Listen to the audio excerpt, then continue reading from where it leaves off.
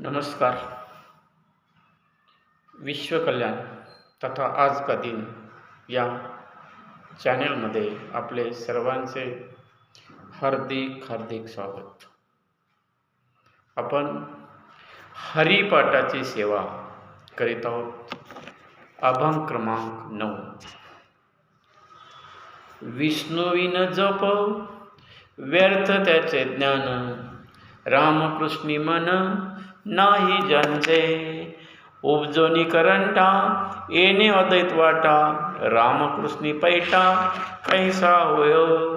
दैताची झाडणी गुरुविन ज्ञान, तया कैचे कीर्तन घडे नामी.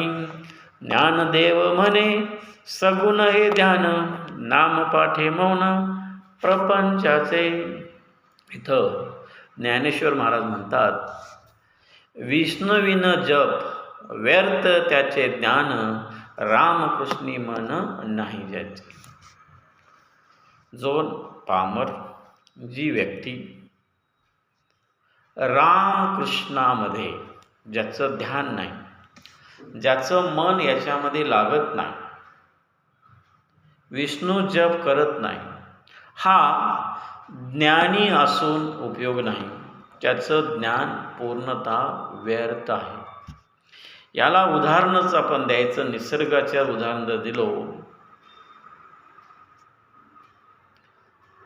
बरेच कारखाने आहेत, बऱ्याच इंडस्ट्री आहेत.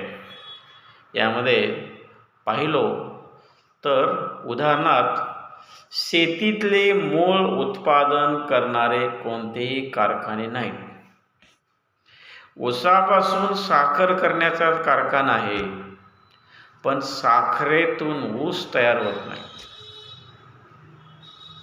रक्त वाढवण्यासाठी खाद्य घातल्यानंतर शरीरात माणसाचे रक्त वाढतं, पण रक्त तयार करण्याचा कारखाना नाही. गहू तयार करण्याचा कारखाना नाही. जोंधळे कडधान्य तयार करण्याचा कारखाना नाही. व्हेजिटेबल तयार करण्याचा कारखाना नाही. हे निसर्गामध्येच होतं.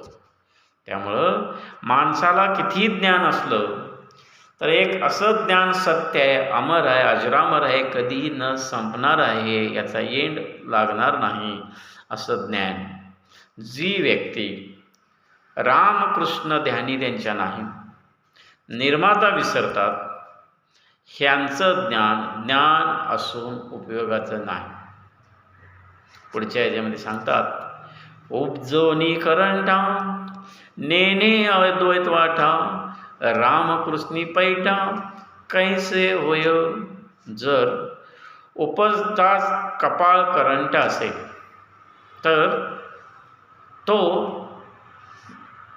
अभागी नसेल, अभागी असेल तर हा रामकृष्णी कसे लागेल.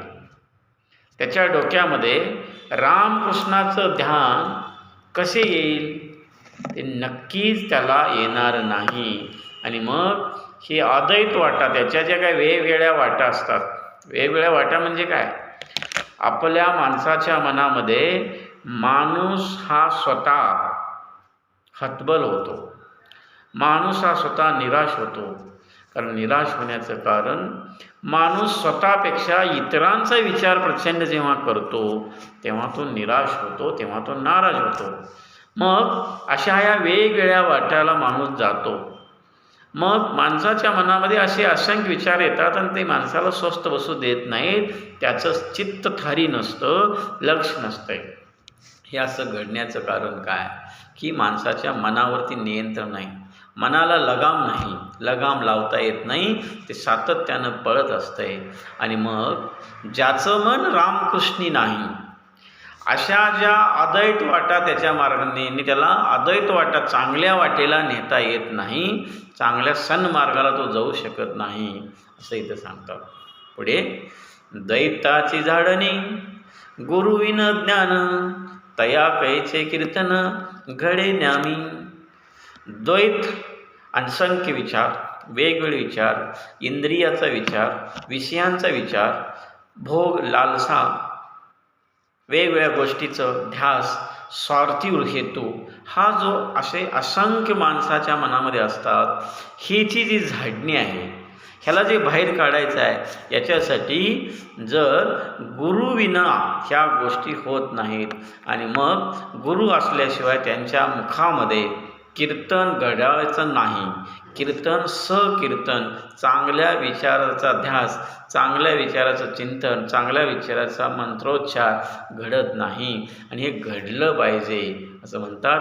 आणि म्हणून ज्ञानदेव म्हणे सगुण हे ध्यान, नाम पाठी मौन प्रपंचाचे.